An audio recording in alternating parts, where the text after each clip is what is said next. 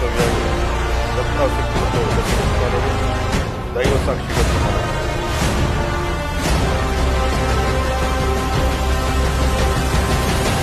Pawan Kalyan